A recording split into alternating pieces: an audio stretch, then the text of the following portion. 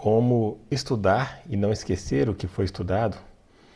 Como que a gente faz para aumentar nossa retenção nos estudos? Você já teve a sensação, às vezes, de estudar, passar um tempinho, você não lembra nada daquilo que você estudou? Pois é, um colega meu está fazendo um concurso e aí ele me pediu algumas dicas sobre como estudar para o concurso. E aí eu lembrei que eu também estou em dívida com algumas outras pessoas. Quando eu passei no meu concurso, eu quase praticamente gabaritei a prova. E eu fiz isso sem fazer questões. E na época, quando eu estava estudando, as pessoas achavam aquilo ali um absurdo. Falavam que eu era louco. Porque que fazer questões era o cerne ali de todo concurseiro. Só que eu confiava no método que eu estava utilizando.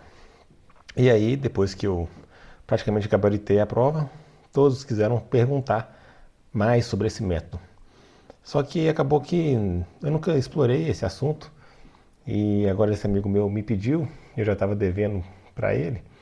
E aí eu resolvi então gravar esse vídeo explorando mais o método de estudo que eu acho que ele é mais eficiente. E aí já posso também compartilhar essas informações com as outras pessoas. Eu sei que no meu canal aí a gente tem mais vídeo de treino, de dieta, de hábitos, enfim.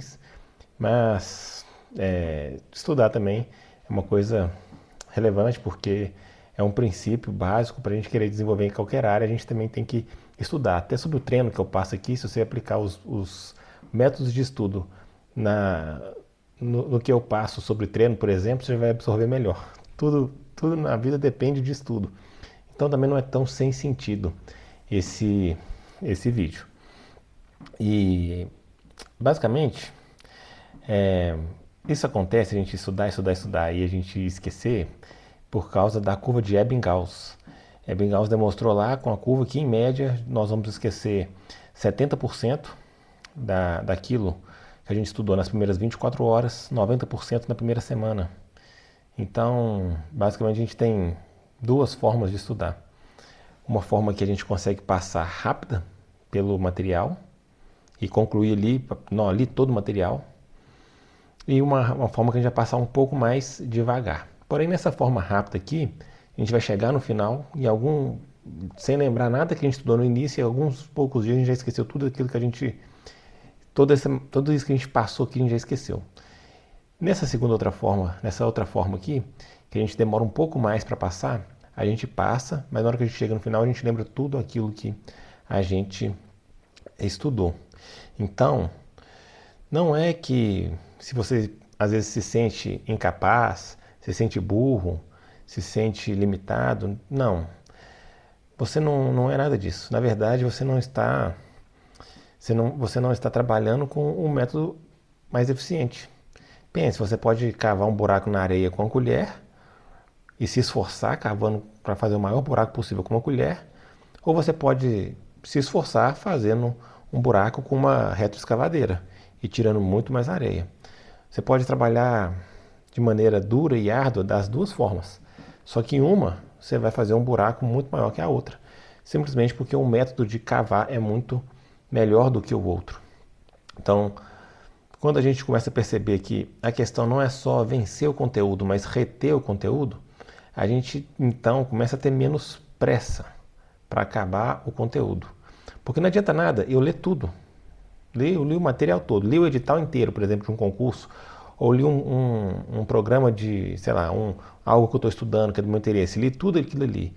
Beleza, você leu tudo aquilo ali, mas aquilo ali você vai esquecer rapidamente. Então você só perdeu tempo lendo. Você só perdeu tempo. É melhor que nem tivesse lido. Porque, como diz a curva de Ebbinghaus, em 24 horas você vai ter perdido 70% daquilo que você leu, em uma semana 90%. Melhor que não tivesse lido então. Então, quando a gente começa a valorizar o nosso tempo, a gente começa a perceber que às vezes é melhor a gente usar um método que a gente vai um pouco mais devagar, que é o método que eu vou trazer aqui, do que ir muito rápido e no final esquecer tudo. E se você sair desse vídeo então entendendo só essa coisa, essa principal coisa, que você não é burro, você não é limitado, é, não, você não é incapaz. A única coisa é que você não conhece o melhor método ou os melhores métodos de estudo. E a partir do momento que você Se dedicar um pouco e aprender um pouco sobre os melhores métodos de estudo, você vai conseguir desbloquear todo o seu potencial de inteligência, de sabedoria. Então, eu vou delimitar aqui esse método mais ou menos em 5 passos, que são os 5 passos também que na metodologia conversa bem. Então, eu prefiro gravar assim, SQ3R, porque essa metodologia SQ3R é muito conhecida. E eu percebi que esse método se encaixava justamente de uma maneira adaptada a esse SQ3R, que é o que eu vou passar aqui. E com a minha vivência e mostrando também as coisas que eu aprendi ao longo do caminho. E o primeiro passo, então, seria o skimming. O skimming nada mais é do que uma leitura dinâmica, você folhear o material. Isso eu vou trazer um ensinamento importante sobre isso aqui que eu vivi na prática. Então, a primeira coisa que a gente tem que saber é a gente pegar o material que a gente vai estudar ali e dar uma olhada nele por completo, folhear as páginas, ler os títulos, os subtítulos, ver as figuras, para a gente poder ter uma noção do todo. Por quê? Porque o nosso cérebro ele armazena melhor as informações quando elas estão organizadas de maneira hierarquizada. Então, quando você vê o todo, você consegue ter uma noção da hierarquia daquele conhecimento. E aí, quando você tem uma noção da hierarquia daquele conhecimento, isso facilita o seu armazenamento aí no seu HD. Se você simplesmente pega ali o material, primeira página, e começa lendo, só pega e vai lendo. Você não fez essa organização mental da hierarquia, e isso aí vai dificultar a sua retenção. Um outro ponto importante, muito importante, que me custou um concurso, foi ler o edital. E eu vou explicar o porquê. Primeiro porque a gente vê nesses fóruns, quando a gente está prestando concurso, que muitas pessoas têm dúvidas que estão escritas lá no edital. Você fala assim, pô, o cara não leu o edital? Mas o meu erro, que eu vou te explicar, que foi crucial, e eu sempre falo isso com todas as pessoas, porque eu aprendi na pele. Para quem não sabe, eu sou bombeiro militar, sou oficial do Corpo de Bombeiros e eu passei no meu segundo concurso. No meu primeiro concurso eu bati na trave. Eu fiquei em 10 pontos, né? Normalizando a nota ali em 10 pontos, eu fiquei em segundo acidente por causa de 0,15 pontos. E eu fiquei por causa de 0,15 pontos, depois de ter feito todas as etapas, a prova objetiva, a redação, o teste físico, o teste psicológico, teste de saúde, teste toxicológico. Depois que eu fiz tudo, lá no final, eu fiquei acidente, com 0,15 pontos em 10. E eu, quando eu fui estudar para esse concurso, eu comprei uma apostila essa apostila falava que ela abrangia todo o edital. E eu simplesmente confiei, porque eu tinha pouco tempo para estudar para o concurso, eu tinha pouco menos de um mês na época, quando eu descobri o concurso, e peguei e simplesmente estudei só por essa apostila, não fiz mais nada. E eu fui até bem, olhando hoje para trás, tendo em vista aí o pouco tempo que eu estudei, mas eu cometi o erro de ter estudado só por essa apostila e ignorado o edital. Porque teve uma questão na prova que perguntava assim, o que é PVC? Eu não esqueço da questão. E lá falava, tinha lá 4 ou 5 alternativas falando o que era PVC. E na hora eu pensei, pô, essa pergunta é muito fácil. E o que me dá raiva é que ela é fácil e eu não sei. E ela é fácil, eu não sei e ela não está no meu material. Não tem no meu material a matéria ali de polímeros. Se tivesse, eu teria visto. Se eu tivesse visto, eu lembraria o que é PVC. Se eu tivesse, por um acaso, né, lido em alguma embalagem o que significa PVC, eu teria acertado essa questão. Eu errei essa questão. E essa questão, no final das contas, fazendo a parametrização das notas, né, ela, no final das contas, me custou 0,3 pontos. O dobro do que eu precisava para ter passado naquele concurso. Se eu tivesse acertado o que é PVC, eu teria tido o tanto que eu precisava e o dobro. Eu teria passado e passado bem naquele concurso. E aquilo ali ficou marcado para mim, que eu fiquei com muita raiva na época. Pô, eu não conseguia. E eu falei assim, não é possível que isso tinha no material. E aí eu peguei a apostila, e lá na apostila estava escrito, a apostila feita conforme o edital do concurso. Depois eu folheei a apostila, procurei e folheei ela inteira e descobri que não tinha nada de polímero naquela apostila. E aí, né, fazer o quê? Perdi. Só que, graças a Deus, no outro ano teve um outro concurso. E aí eu me inscrevi de novo. E nesse concurso eu tive um pouco mais de tempo para estudar, tive 3 meses. O que ainda é pouco tempo, mas depois vocês vão entender por quê, que o método era eficiente para mim e foi mais que suficiente esses 3 meses. E não significa que vai ser para você, né? Porque não foram 3 meses de estudo, apenas 3 meses. 3 meses eu dediquei para essa prova. Mas eu tinha uma vida de estudos antes disso, né? Antes de fazer o concurso do bombeiro, eu já era formado em engenharia. Ou seja, então eu já tinha um lastro de estudo antes disso. E eu simplesmente cheguei sedentário e fui fazer um estudo de 3 meses.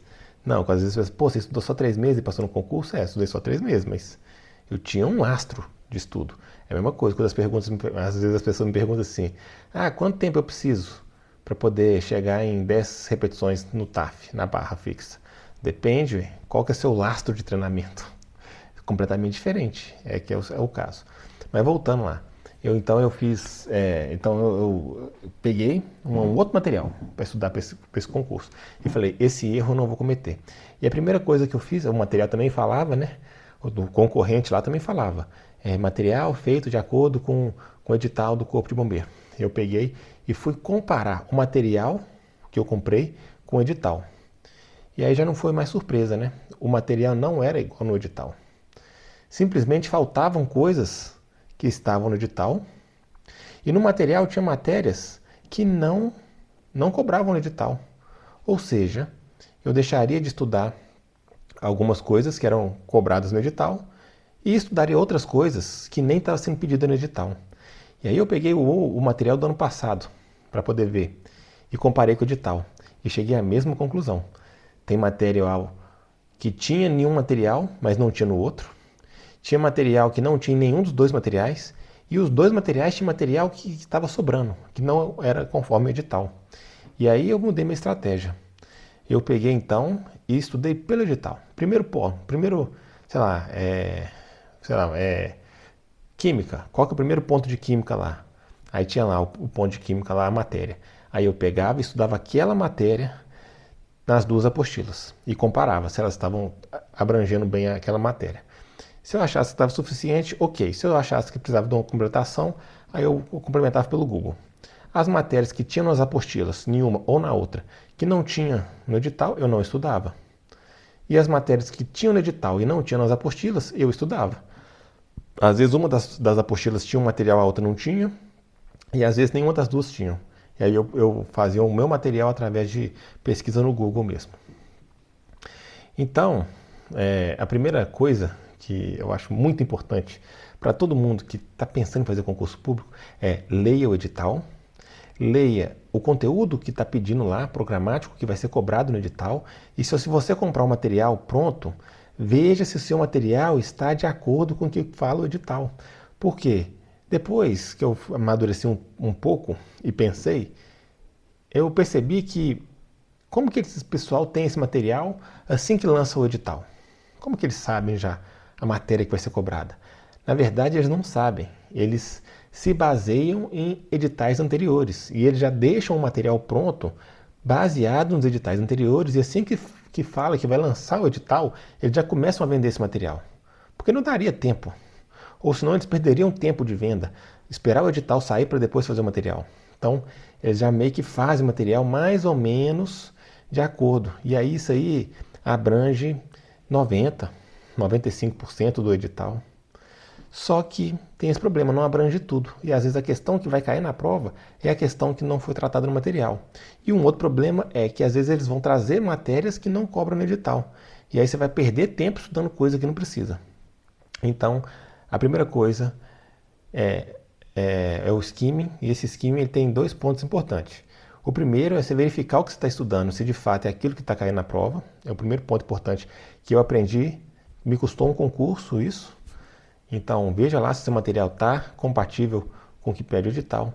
E a segunda coisa é, dentro da matéria em si que você vai estudar, você também faz esse skimming, essa passagem de olho global no material, para você poder fazer uma hierarquização mental que vai facilitar lá na frente a sua retenção. Então S, Q, 3R, né? O primeiro eu falei do S, agora eu vou falar do Q. Q é question, é pergunta. Aí eu não fazia pergunta, você vai entender o porquê que eu não fazia pergunta. A pergunta, ela é uma ferramenta. Fazer pergunta é uma ferramenta e ela tem dois objetivos principais. Ela tem o objetivo de criar o efeito lacuna, eu vou explicar daqui a pouco o que é esse efeito lacuna, e tem ela tem o papel de verificar se lá na etapa 5, o terceiro R, se ele está sendo bom ou não. Na hora que a gente chegar aqui, então, no terceiro R, você vai entender essa segunda função do question, das perguntas. Mas agora, eu vou te falar assim, então da primeira, né? Que é o efeito lacuna. O que é esse efeito lacuna? Isso aí são coisas que eu fui agregando junto dos meus estudos, da minha vida, que eu fui agregando nesse método. Não necessariamente esse é um método SQ3R. É a minha vivência com as outras coisas que eu estudei que eu fui agregando e aglutinando nesse método, porque eu achei que assim ficava mais fácil de eu reter, de eu decorar e passar para frente. Os estudos mostram que você tem dois grupos. Aí um grupo aqui, você não fala nada, você só ensina uma matéria para ele. Para esse outro grupo aqui, você faz perguntas que eles ainda não sabem responder porque eles não viram a matéria. E eles tentam responder, mas eles não vão conseguir responder porque eles não viram a matéria, mas tudo bem, não tem problema. Aí depois é dada matérias para eles, é explicada a matéria. Num segundo momento, é medida a retenção desse grupo. O grupo que teve ali, que tentou responder as perguntas, mesmo sem saber as respostas, mesmo sem ter nem noção das respostas, é um grupo que teve muito mais retenção do que o outro grupo. E os pesquisadores chamaram isso de efeito lacuna. Quando você tem uma pergunta que você não sabe responder, aquilo abre uma lacuna no seu cérebro. E aí quando você está lendo um material e seu subconsciente ele fica trabalhando. E quando por um acaso naquele material ele preenche aquela lacuna que foi criada, porque o cérebro ele não gosta dessa lacuna, ele vai tentar preencher essa lacuna. E aí quando você você lê alguma coisa no material e aquele preenche aquela lacuna, aquela informação é retida. É totalmente diferente se você está lendo o material sem ter criado lacuna nenhuma, aquela coisa ali, aquela informação não vai te chamar tanta atenção. Porque o seu cérebro não está procurando por ela, é só mais uma informação que está passando. Agora, se tem uma lacuna e seu cérebro está procurando pelaquela informação, mesmo que de maneira subconsciente, então, quando ele encontrar aquela informação, ele vai segurar aquela informação e vai reter essa informação, porque seu cérebro não gosta dessas lacunas criadas. E isso é em tudo na sua vida. Você vai ler um texto, aí você já fez o skimming. Então você já viu ali, por exemplo, os tópicos ali que vão ser trabalhados. E aí você tenta se responder. Você tenta se perguntar sobre aqueles tópicos, alguma coisa. Vou dar um exemplo aqui. Por exemplo, eu não sei nada sobre Bitcoin. Então eu vou perguntar para mim mesmo, o que é Bitcoin? Como que esse Bitcoin funciona? Como que é feita uma transação de Bitcoin? Como que é possível comprar algo com Bitcoin? Como que o Bitcoin é armazenado? Como que funciona o protocolo de segurança do Bitcoin? Enfim, quantos Bitcoins existem? Como que se fabrica Bitcoin? Como que se acha Bitcoin? Eu estou fazendo perguntas e eu vou tentar responder essas perguntas com as informações que eu tenho, que eu não sei nada de Bitcoin. Beleza, eu vou tentar responder essas perguntas. Tentei responder. Agora pode ser um exercício mental mesmo, agora eu vou estudar sobre Bitcoin.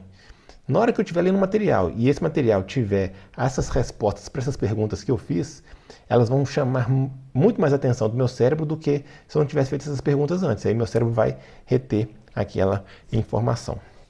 Então, quando você for fazer o skimming, você faz o skimming tanto do material completo que você vai ler, quanto do tópico que você vai estudar aquele dia. Então vamos supor que você vai estudar ali 1 hora por dia.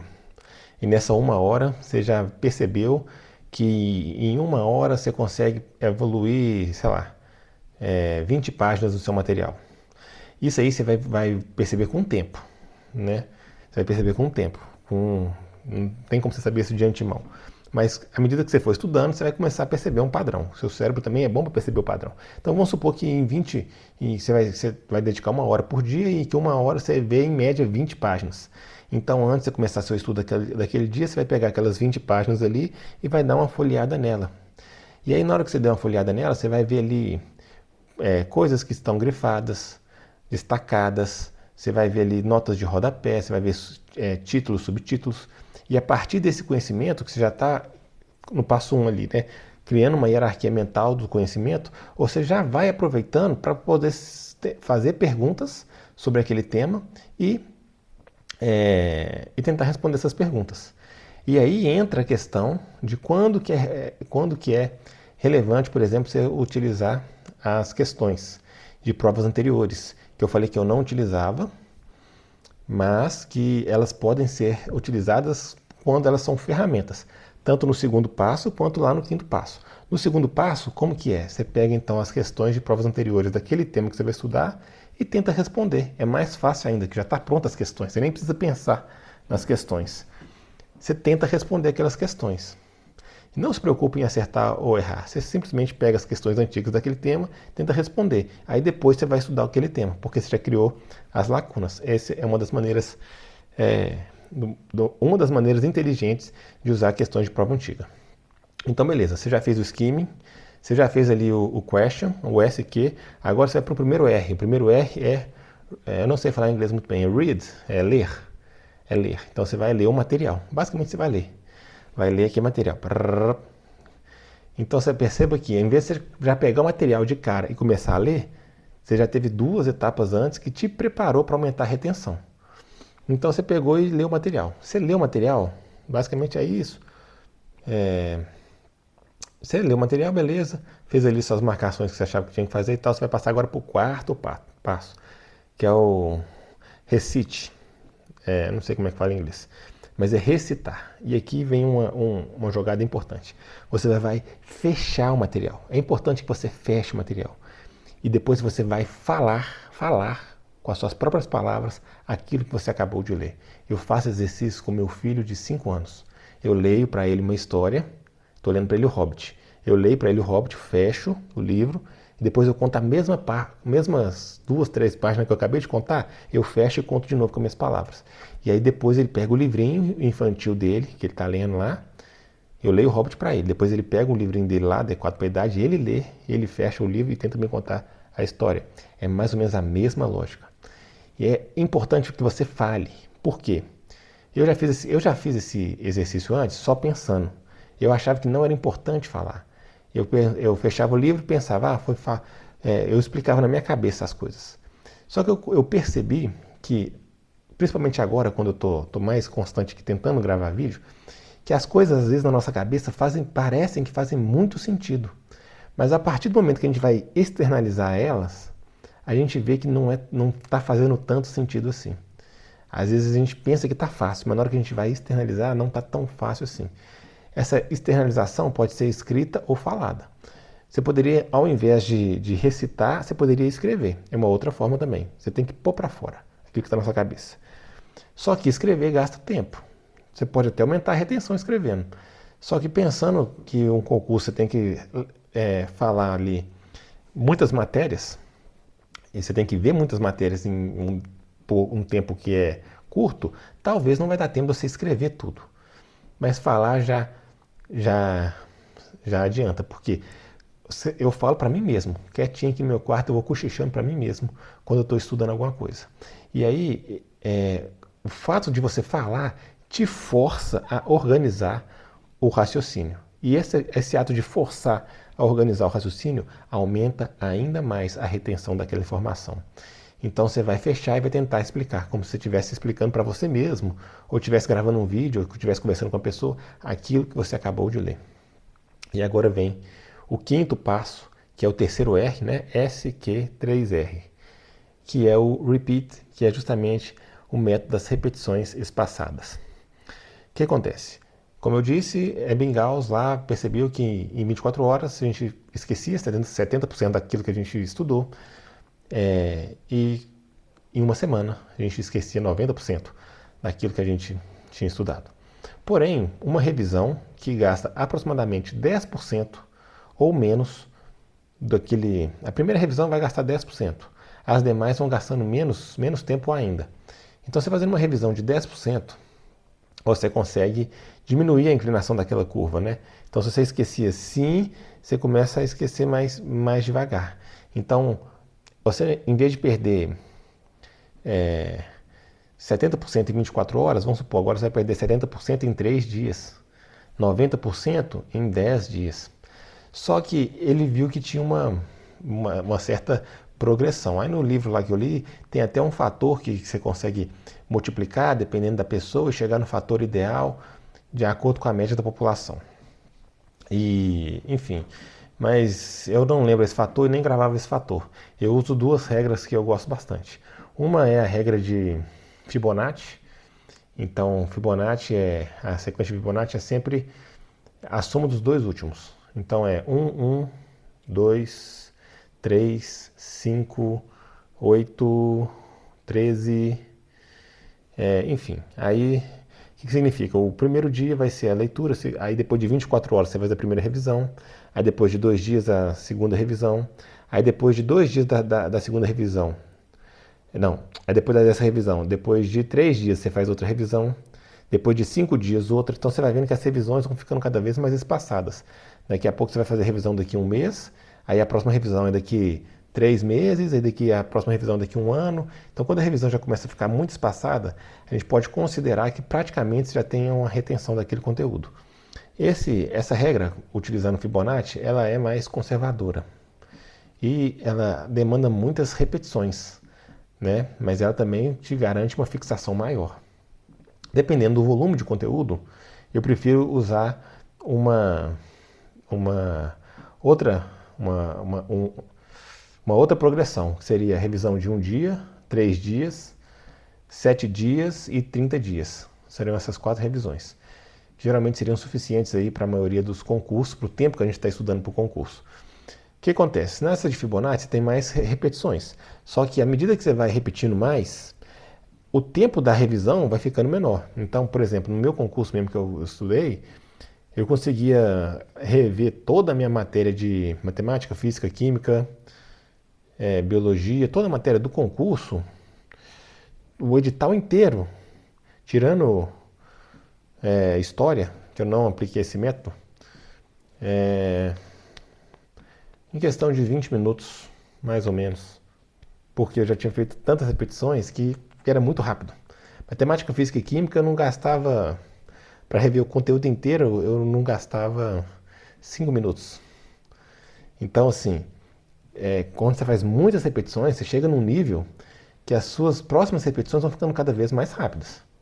Quando você faz menos repetições, né, por exemplo, esse outro método aí, 1, 3, 7 e 30, você acaba que gasta um pouco mais de tempo também em cada repetição.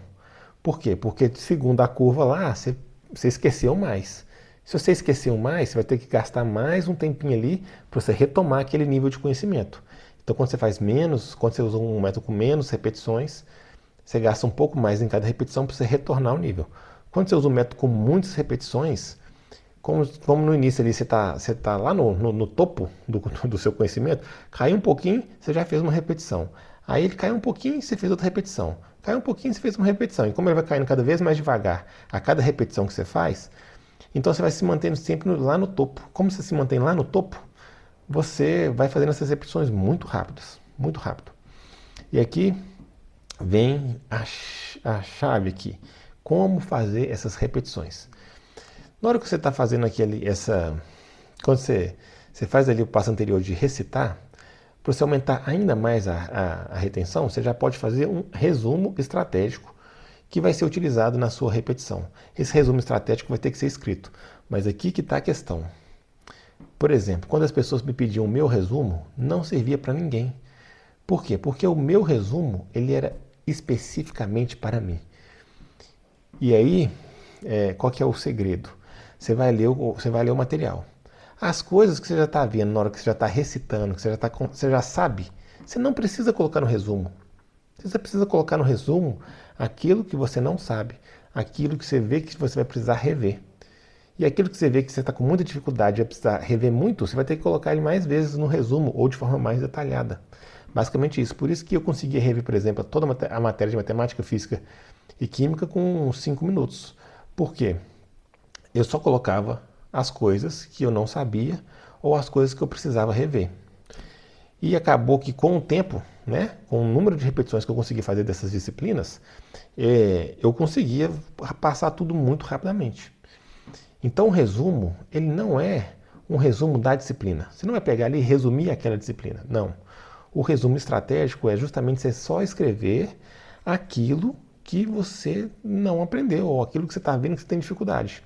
E aí entra, como eu falei, né, no quinto ponto, ia entrar de novo as provas anteriores. Quando você tem um resumo e você está fazendo o método das repetições, você depois vai fazer questões para ver se o seu resumo está bom. Porque se o seu resumo está bom, você vai conseguir responder as questões. Se tem uma questão que você não está conseguindo responder, significa que ela deveria entrar no seu resumo. E aí você vai lá e acrescentar ela no resumo. Então, provas antigas servem para criar lacuna, que eu falei lá no cérebro, no passo 2, e servem para verificar se o seu resumo está bom e adequado para você, se ele está de fato cobrindo todas as suas dificuldades, ou se ele vai conseguir identificar uma dificuldade que você não identificou anteriormente, aí você precisa acrescentar no seu resumo. E agora, tá bom, e como é que eu fazia e como que eu gosto de passar isso para as pessoas que conversam comigo, como que eu fazia essas repetições então, no final das contas. Eu pegava ali eu tô sem uma folha aqui, não trouxe meu caderno, enfim. Eu pegava lá uma folha, e aí eu fazia uma coluna, que gastava ali no máximo 1/3 dessa página, e aí dividia em linhas. E aí nessa parte da folha que tem essa coluna menor, eu escrevia o tópico de um tópico. E do lado da direita, né, dessa coluna, talvez aqui, quando o vídeo está espelhado, parecendo que está aparecendo para o lado errado, está espelhado. Enfim, mas à frente dessa célula, eu colocava as informações que eram necessárias, que eu julgava relevante para aquele tópico. Aí podia ser uma informação, podia ser uma equação, podia ser qualquer coisa que eu julgasse importante. Então vou pegar, por exemplo, aqui o exemplo de, sei lá, de física, mecânica clássica. Aí eu colocava lá, mecânica clássica. Então eu colocava ali todos os conceitos e equações que eu precisava saber de mecânica clássica. Como eu era formado em engenharia, mecânica clássica podia ser só uma linha. A quantidade de que você vai fazer aumentar ou diminuir cada linha desse resumo vai depender do seu conhecimento. Eu era formado em engenharia elétrica. Sou formado, né? Então, por exemplo, a parte de química, a gente não adentra tanto na parte de química no curso de engenharia. Então, o meu estudo de química já era um estudo que eu tinha aquele cartãozinho. E aí, como que eu fazia com esse cartãozinho? Lá em cima eu escrevia o título do cartãozinho e no resto do cartãozinho eu colocava a disciplina.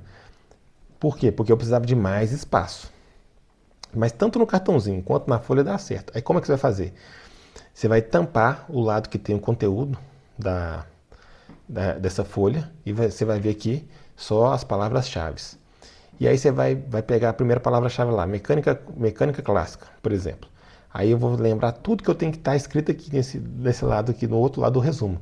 Todos os conceitos, todas as equações, por exemplo. E aí depois que eu respondi, eu abaixo a folha um pouquinho e vejo se eu acertei. Se eu acertei, ok. Se eu não acertei, eu coloco um feijãozinho. E eu faço isso com toda aquela folha. No final, eu tampo novamente e volto só nas questões que tem um feijãozinho. Acertei? Ok, não ponho feijãozinho. Errei? Eu mantenho o feijãozinho lá. E faço isso até os feijãozinhos acabarem. Se você está usando aqueles papel, eu esqueci como é que chama, tipo uns cartão assim, de escrever, é a mesma ideia do flashcard. Então você vai tampar a parte ali do conteúdo do cartão, vai deixar só o título. E aí você vai tentar lembrar tudo que está, todos os conceitos e etc. que você escreveu ali naquele cartão. Se você lembrou, ok, você passa esse cartão para um lado. Se você não lembrou, você põe do lado na outra pilha, na pilha dos cartões errados. E aí você passa todos os cartões. Terminou de passar os cartões, você vai pegar só a pilha aqui dos cartões que você errou e vai tentar novamente.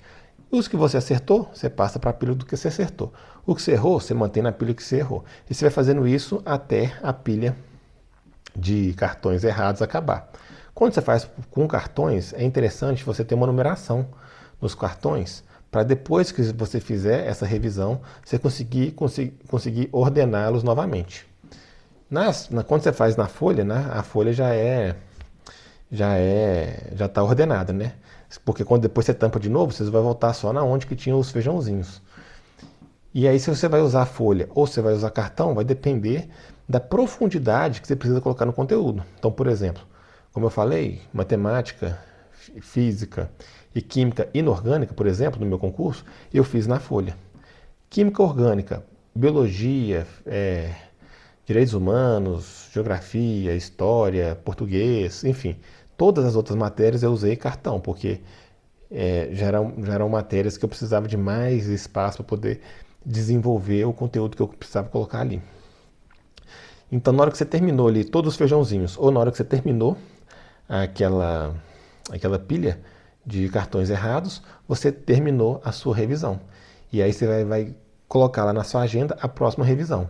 Então, vamos supor, eu estudei o material no dia 0. Aí eu coloquei lá a revisão no dia 1. Aí eu vou lá e fiz a revisão, beleza. Aí vamos supor que eu vou usar o método de 1, 3, 7 e 30. Então no dia 1 eu fiz a primeira revisão. Aí daqui 3 dias eu vou fazer a próxima revisão, ou seja, no dia 4. Então lá no dia 4 eu vou lá e marco lá, fazer outra revisão do conteúdo tal, tal, tal, ou dos cartões tal, tal, tal, ou da folha tal, tal, tal. Aí eu marco lá. E aí eu vou e, né, quando chegar esse dia, eu faço a revisão novamente nessa mesma metodologia que eu passei. Fiz a revisão, a próxima vai ser com 7 dias, ou vai ser lá no dia 11. Então lá na minha agenda, eu vou ter que ter uma agenda para poder anotar essas revisões. Lá na minha agenda, eu vou lá e coloco lá, refazer revisão de tal matéria. Para ficar fácil controlar, eu gostava de deixar na minha folha lá qual que é o número da repetição que eu estou fazendo. Essa é a primeira repetição, é a segunda, é a terceira. E a mesma coisa nos cartãozinhos. Eu tinha lá um local lá que eu anotava. É a primeira repetição que eu estou fazendo dessa matéria, a segunda, a terceira. Porque assim fica mais fácil também de eu já pegar o cartão ali. Porque eu estou falando aqui de uma revisão, né? Mas na hora que você começa a fazer várias matérias e embolar um tanto de revisão, você tem que ter um sistema para você conseguir controlar tudo isso. Então, basicamente, o sistema que eu utilizava era uma agenda para poder marcar quando que vai ser a próxima revisão. E aí eu marcava lá também nos papéis de revisão qual que era o número da revisão. Basicamente isso. E aí como que funcionava então a rotina de estudos? A minha rotina de estudos. Eu sempre começava o dia com a revisão que estava programada para aquele dia. Então eu pegava a agenda e falava, hoje é dia de rever esse conteúdo. Eu pegava aquele conteúdo e fazia a revisão daquele conteúdo primeiro. Aí depois eu ia lá e estudava um conteúdo novo, fazendo dessa forma. Por que eu não usava questões, então? Questões de provas anteriores quando eu estudei para o concurso. Por causa que, primeiro, porque era uma matéria que eu já tinha um certo conhecimento, porque era uma matéria muito similar à matéria que eu estudei quando eu passei no vestibular. Era mais ou menos uma matéria parecida. Então, eu já tinha noção de que eram as matérias. Então, eu não precisava criar essas lacunas. Eu já sabia o que era ali toda a matéria, mais ou menos, que eu tinha que estudar. E eu também confiava no meu resumo e confiava no meu resumo e no meu método de repetição. E eu não tinha tempo para ficar validando se o meu resumo estava bom ou não. Eu já confiava nele, eu já sabia que estava bom.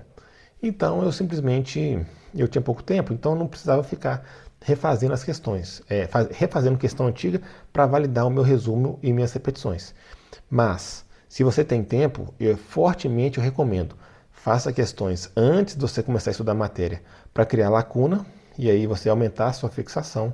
E faça depois também, depois que já está fazendo as repetições ali, você já fez 1, 2, 3 vezes as repetições, faça ali também uma prova antiga para poder ver se o seu resumo, aquilo que você está repetindo ali, se ele está bem abrangendo, se ele está abrangendo todo o conteúdo.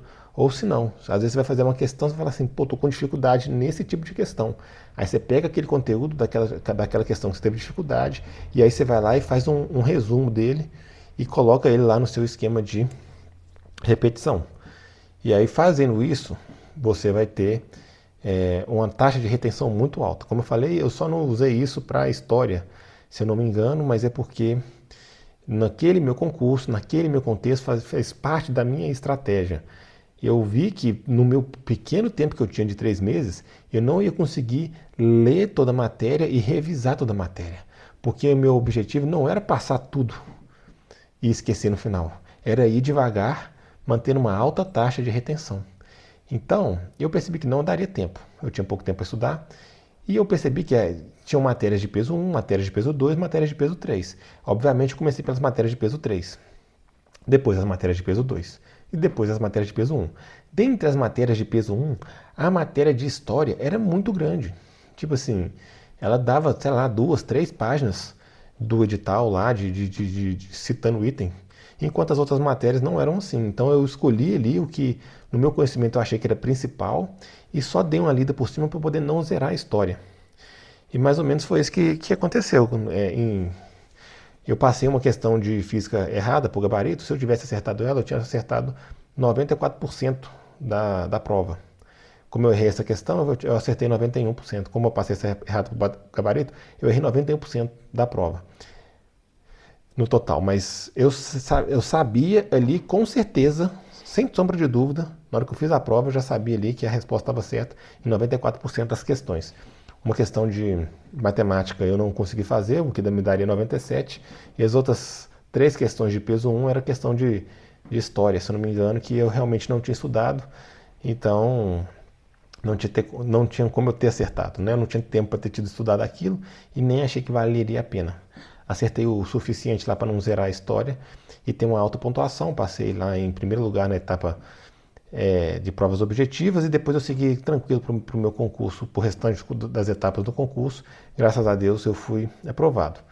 Como eu disse, a coisa principal que eu quero trazer nesse vídeo é que você não é burro, você não é limitado. Se você está estudando e não está conseguindo, é porque você não está usando métodos melhores. Você está tentando cavar o buraco com uma colher, enquanto você pode cavar esse buraco com uma retroescavadeira. O que eu estou trazendo aqui nesse vídeo foi princípios de como que você utilizaria uma retroescavadeira para poder abrir seu horizonte e você perceber que existem outros métodos de estudo. E aí você vai ter que escolher entre essas duas formas de estudar. Ou você vai querer passar pelo conteúdo rapidamente e reter pouco ou nada no final, ou você vai passar pelo conteúdo mais devagar, mas mantendo uma alta taxa de retenção. E aí no final do conteúdo você vai demorar um pouco mais para ver ele, mas você vai ter tido uma alta taxa de retenção. Para isso, eu passei aqui pelos 5 passos básicos, que é a metodologia do SQ3R, que eu chamo SQ3R, adaptada porque eu fui colocando dentro dessa metodologia esses elementos que eu adquiri através dos meus estudos, da minha experiência. Seriam esses 5 passos, é o skimming, que é a leitura geral do conteúdo, para a gente poder criar essa hierarquização e também para a gente poder ver se o nosso material está compatível com o edital. E também, dentro de cada sessão de estudo, você fazer esse skimming, para você também fazer essa hierarquização dentro do dia que você está estudando ali.